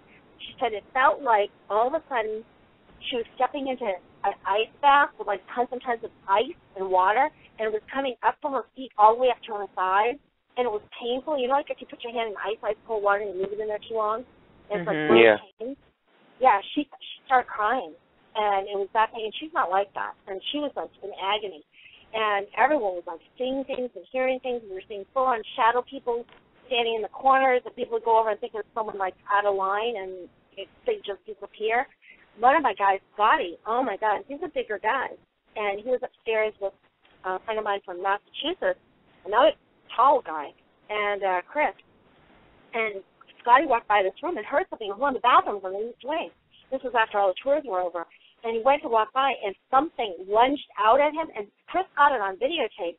And you see Scotty, and there's all this equipment on the floor, and we call it the Paranormal filter. He won't play the video because it's too embarrassing. But he did this backwards dance, and he missed all the equipment, and this thing is lunging out at him. I mean, it was just crazy. Crazy night. Wow. Yeah, that was a crazy night. Everyone was laid down. Everybody was seeing things, hearing things. It was awful. I mean, it was good, but it was awful. It was crazy. Little Jack said boo. I opened up the closet door. Loud as this. I opened up one of the doors in the laundry room. I was going to stash some stuff in there because I was too lazy to carry it up that night. And it's too dirty. And I went to close it, and he goes, boo. And I'm like, did you hear that? And everybody was like, yeah, we heard it. I'm like, Jack, you scared me. And they went, it's Halloween. Good one, Jack. You got me. This is a little kid, you know. And then Chris was playing Roy. His character was Roy. He was super tall. And he was downstairs in the hallway right outside the barber shop. And there's a staircase that goes up to the east wing. And so he would duck into the staircase and wait for the tour to come through, and then he would kind of loom out being big, you know. And he'd be behind that door in the staircase with no flashlight, nothing. He kept hearing little girls in the stairwell leaning over the railing, giggling at him. So that was kind of cool. It was probably Elizabeth and somebody else. It was pretty cool. But he was kind of freaked out. He goes, it doesn't matter how big and brave you are. You're standing in a pitch-black hallway or stairwell with no flashlight, and you're all by yourself, and you're hearing voices, you're going to be scared. It's amazing. It was crazy. You know what? I mean, it's crazy. I want everybody listening, either live right now or if folks are listening to this on archives, if they have not gone to Rolling Hills Asylum, to try and make it out there. And I'm going to let you, Sharon, tell everybody where they can go to your website and where they can go to sort of check out the calendar, the schedule, and the place itself. Where can everybody go to? The website is simple. It's www.rollinghillsasylum.com. Really simple. Also, I post a lot on the official Rolling Hills Facebook page, and it is written the official Rolling Hills Asylum Facebook page. But either one of those places, we're in East Bethany, New York. We're 45 minutes from Rochester, 45 minutes from Buffalo, either direction, so 2 major airports. About 7 hours from New Jersey, 3 or 4 hours from Pennsylvania, 4 hours from Ohio, 2 hours from Toronto. We're really very close to a lot of places. We're in the middle of nowhere, but easy to get to, if that makes sense. There's a lot of stuff going on. I get a lot of repeat people. That's really what's interesting to me. I go through and I'm, building my database and different registration forms that I've been getting in, of course. And I go to update my database, and they'll say, out of 7 registrations, there are only 2 new names because I'm getting so many repeat people.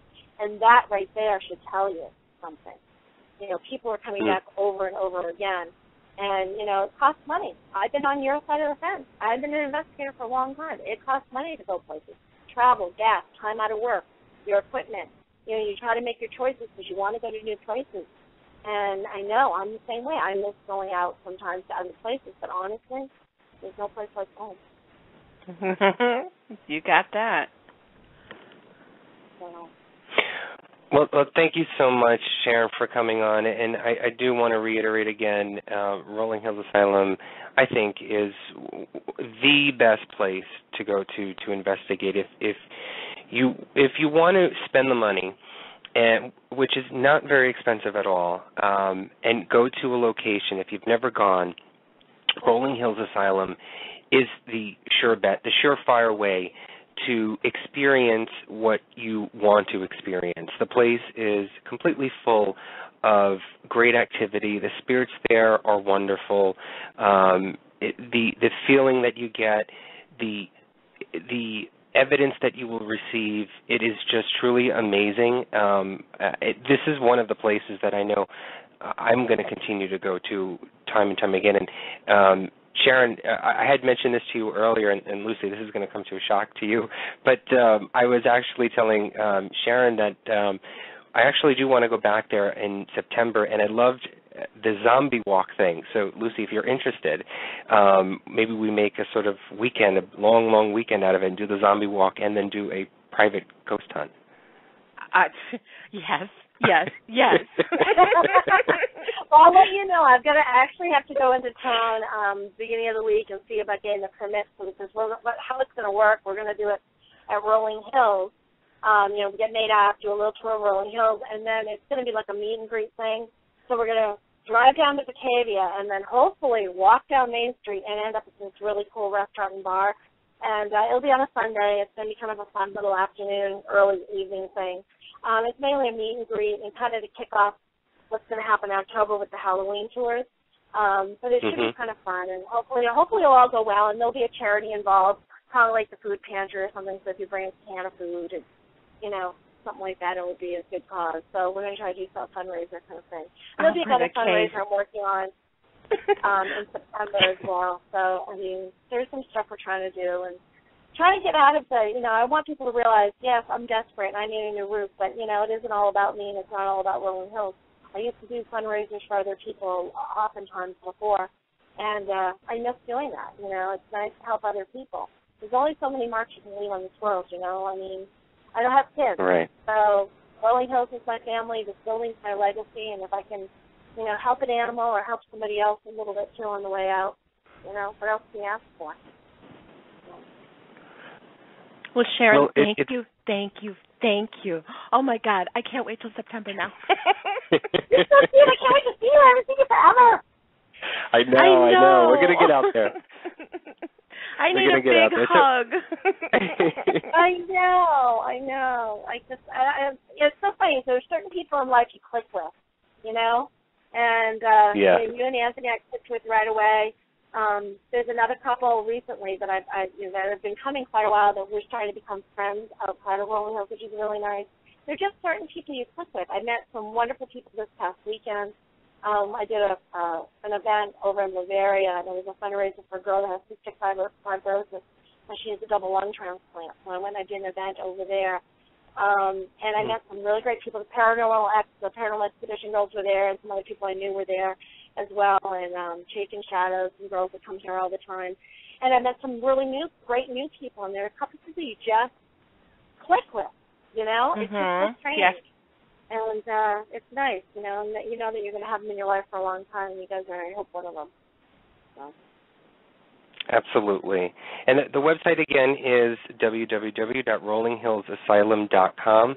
Please go check it out. There's also the official Rolling Hills Asylum page on Facebook, and the lovely Sharon Coyle. Thanks so much for coming on, Sharon, tonight. We really, really do appreciate it. Thank you, Sharon. Thanks for having me on, always. Appreciate it so much.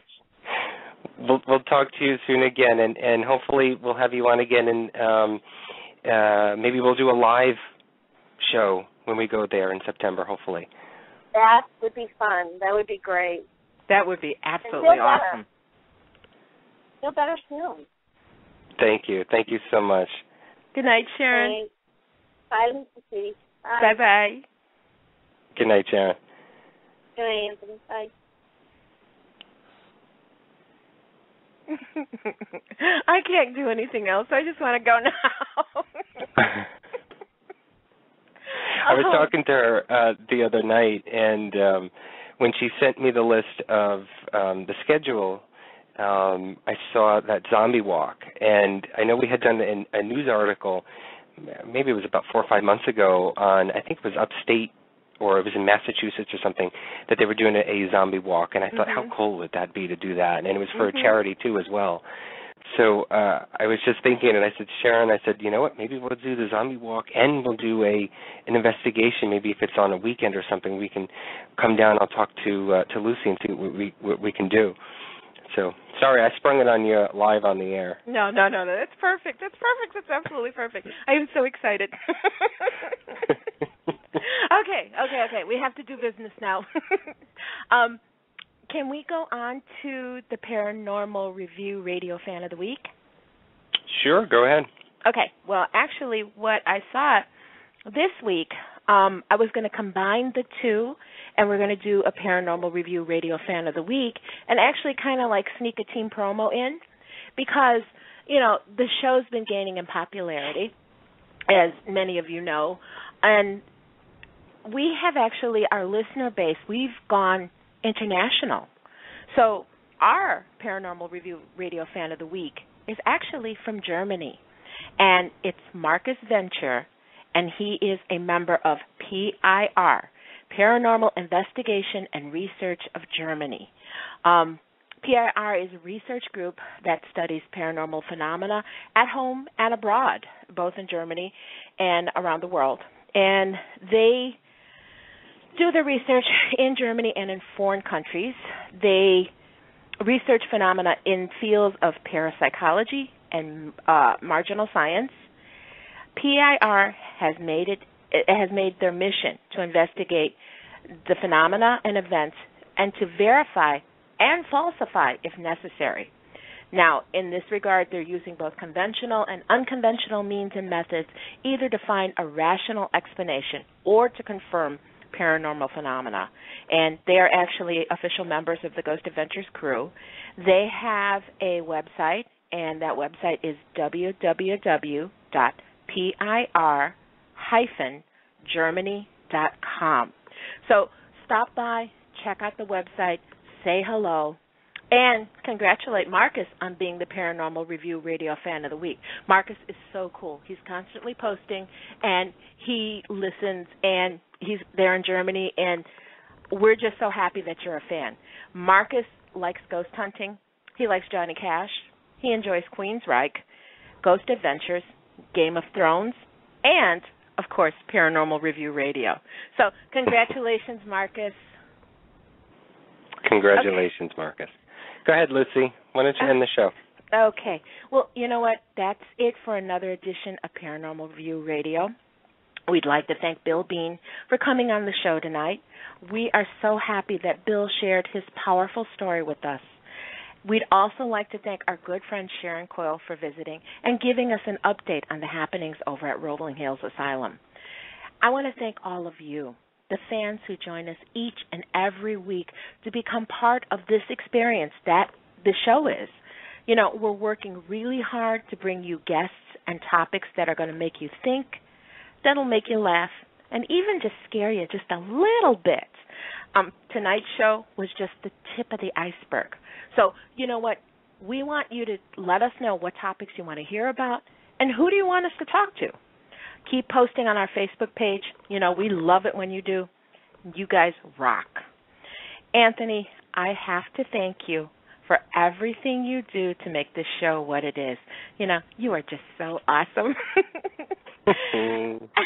And before we go, I do have a question to ask all of you. Have you been noticing when you look at the clock that it's 11:11? How often have you noticed the numbers 11:11, 12:12, and 10:10 popping up all over the place? Now, have you thought, is this a coincidence, or are they too frequent to be random? Does 11:11 have a deeper meaning? Could it be a warning? Is it a message? And if it's a message, from who?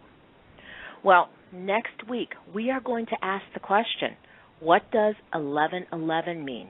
And is there a reason for this? So make sure you listen and call us and share your theories about it. So until then, friends, have a paranormal week. Good night. Good night.